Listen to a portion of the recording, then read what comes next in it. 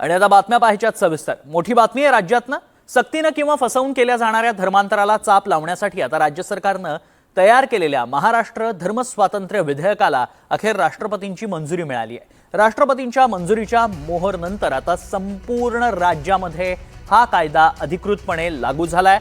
या कायद्यामुळे राज्यात बळजबरीनं किंवा आमिष दाखवून धर्मांतर करणाऱ्यांविरोधात अत्यंत कठोर कारवाई केली जाणार आहे। त्यामुळे नक्कीच राज्यात मोठी बातमी म्हणावी लागेल। सरकारने तयार केलेल्या महाराष्ट्र धर्म स्वातंत्र्य विधेयकाला राष्ट्रपतींची मंजुरी मिळाली आहे। त्यामुळे आता हा कायदा अधिकृतपणे राज्यात लागू झालाय।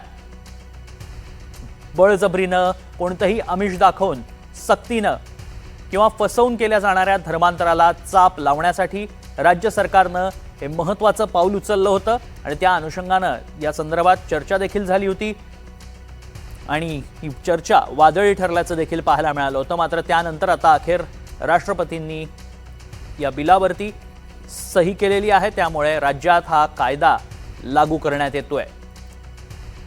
अधिक माहिती जाणून घ्या, आमचे प्रतिनिधी ऋतिक गणकवार सध्या संपर्कात आहेत। ऋतिक, या कायद्यासाठी बरीच चर्चा झाली, विरोधकांनी आक्षेप देखील घेतल्याचं पाहायला मिळालं होतं। अशा परिस्थितीतनं अखेर हा कायदा राज्यात लागू होतोय। काय अधिक माहिती आहे? नक्कीच आपण बघतोय या कायद्यामध्ये अनेक तरतुदी आहेत। त्यामध्ये जर आपण महत्त्वाच्या जर प्रकर्षाने तरतुदी जर बघितल्या तर एकंदरीत आपण बघतोय की हा कायदा जो आहे तो आता राष्ट्रपतींच्या सहीनं मंजूर झालेला आहे। त्यामुळे आता आंतरधर्मीय विवाह झाल्यास आपत्याला आईचा धर्म लागणार आहे।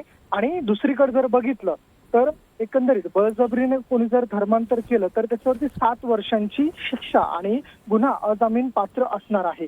एकंदरीत महत्त्वाच्या तरतुदी या कायद्यामध्ये होत्या, त्याच्यामुळे एकंदरीत मोठा गदारोळ देखील झाल्याचं पाहायला मिळत होतं। स्वेच्छेने धर्मांतर करायचे असल्यास 60 दिवसांआधी अर्ज जो आहे तो अनिवार्य होता जिल्हाधिकाऱ्यांपर्यंत देणं। अशा महत्त्वाच्या ज्या आपल्याला पाहायला मिळतात। आता राष्ट्रपतींच्या सहीने हा कायदा जो आहे तो मंजूर झाला असून एक मोठं पाऊल जे आहे ते महाराष्ट्रामध्ये पडल्याचं पाहायला मिळतंय। एकंदरीत विरोधकांनी मोठ्या सुरुवातीला गदारोळ केला होता, नंतर मात्र कायदा हा संमत झाला आपल्या विधान परिषदेत विधान भवनामध्ये। त्यानंतर राष्ट्रपतींकडे स्वाक्षरीसाठी गेलेला होता आणि त्यानंतर आता हा कायदा जो आहे तो मंजूर झाल्यानं कुठेतरी महाराष्ट्र सरकारला यश आल्याचं पाहायला मिळतंय। नक्कीच ऋतिक, धन्यवाद आपण दिलेल्या सगळ्या सविस्तर माहितीसाठी।